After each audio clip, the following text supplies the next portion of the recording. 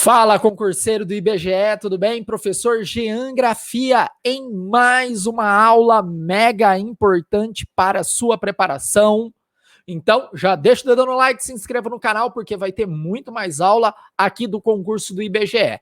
A temática que eu vou trabalhar com vocês, olha aqui, urbanização está presente no seu edital. Quando eu falo de urbanização, eu falo do quê? Crescimento de cidades, independente o tamanho. Se é média, pequena, é grande, um processo de urbanização, estou falando de crescimento. Esse crescimento pode ser horizontal ou pode ser um crescimento vertical. Vai anotando, porque isso aqui é aula, não é somente correção de questão. Quando eu falo crescimento horizontal da cidade, eu posso chamar também, a CESP adora esses conceitos, de espraiamento. A cidade se espraia. A cidade cria, olha aqui a sequência, periferias. Essas periferias pode ser uma periferia pobre, geralmente a pior área de crescimento da cidade, e pode ser uma periferia rica, tudo bem? Quando eu falo de vertical, eu estou falando de verticalização, estou falando de prédios. Geralmente, quase sempre, um número grande de prédios vai gerar um adensamento. Olha cada conceito importante. Adensamento urbano. O que seria um adensamento urbano? Você tem um grande número de pessoas vivendo por metro quadrado. Então é só pensar comigo, uma casa, vamos imaginar aí 4, 5 pessoas, e ela ocupa, vamos imaginar aí 200 metros quadrados. Agora, quando eu pego um edifício em 400 metros quadrados e eu verticalizando, eu consigo colocar ali 200 pessoas, 10 famílias, no nosso exemplo. Então, você vai ter aqui um aumento da população relativa. Olha aqui, já estou trazendo o conceito de outro tema do seu edital, que é demografia. Aqui é população relativa ou densidade demográfica. E metropolização. Aqui é diferente, pessoal. Quando eu falo de metropolização, eu estou falando de formação, isso, de uma metrópole. E essa metrópole, na hierarquia urbana, ela pode ser uma metrópole regional ou pode ser uma metrópole nacional. E até uma metrópole global, que aí eu vou chamar de uma cidade global. Tudo bem? Quando eu falo uma metrópole regional, eu posso citar, por exemplo, Campinas. Eu posso citar aqui Cuiabá. Quando eu falo uma metrópole nacional, eu tenho São Paulo, eu tenho Rio de Janeiro e eu tenho Brasília, o Distrito Federal. E quando eu falo uma cidade global, mas eu estou falando de segundo escalão, estou falando de São Paulo. Eu poderia colocar outro conceito aqui, ó, que é esse, ó, megacidade. Uma megacidade não é uma cidade global. Uma cidade global é aquela que, ó, presta atenção, não fica aí moscando, não. Ó, quando eu falo que é uma cidade global, ela tem função urbana importante para o mundo inteiro. Então, por exemplo, de primeiro escalão, Nova York é uma cidade global, tudo bem? Londres é uma cidade global, Tóquio é uma cidade global do primeiro escalão. São Paulo se coloca aí no segundo escalão com uma importância grande no hemisfério sul, principalmente na América do Sul. Quando eu falo de megacidades, estou falando de cidades acima de 10 milhões de habitantes.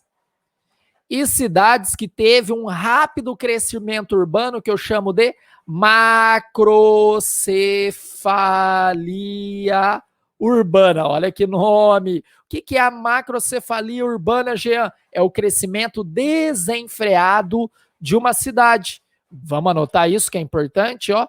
Crescimento desenfreado.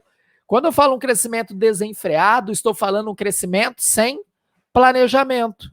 Então as cidades foram inchando, crescendo, periferia sem oportunidade, planejamento. Jean, o que é uma periferia sem oportunidade? É uma periferia pobre. O que seria essa oportunidade aqui, Jean? Gente, é a trinca de sucesso: saúde, educação e moradia.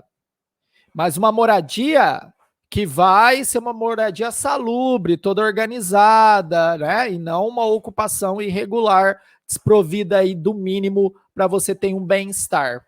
Tudo bem? Olha o tanto de coisa aqui que eu falei que está dentro de urbanização, conceitos urbanos, conceito de função, conceito de hierarquia. Jean, gostei dessa aula. Olha aqui, gabaritagelconcursos.com.br, curso focado na sua aprovação, CESP, Sebrasp. Dos países subdesenvolvidos. Então a questão aqui, o que ela fez? Ela delimitou. Eu não estou falando de processo de urbanização de países centrais, estou falando de países pobres. Tudo bem? Já o Brasil entra nesse processo. Até a década de 90, o Brasil era um país subdesenvolvido, depois entrando já no final da década de 90 e início dos anos 2000, o Brasil entrou no grupo dos países emergentes, dos BRICS. Claro que hoje o Brasil teve um retrocesso, mas, porém, entretanto, ainda é considerado um país emergente. Mas as nossas cidades ainda têm esse perfil, tá? Ela não tem o perfil de um país central, não estou falando que São Paulo é igual, por exemplo, Paris, que é igual Madrid, não. Ocorrem posteriormente ao dos países desenvolvidos, isso mesmo, tá? Então, os países subdesenvolvidos, eles eram rurais. É só pensar o Brasil. Até a década de 50, era majoritariamente rural.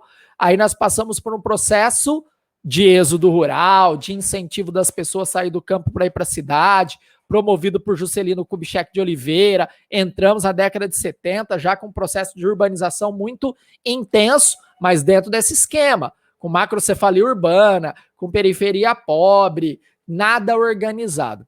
E em meados do século XX, de forma intensa e planejada. Aí as cidades elas foram, né, se adequando a uma realidade mais organizada. Será que está certo? Será que está errado, Gabarita Gel? Quando você tem aqui, ó, meados...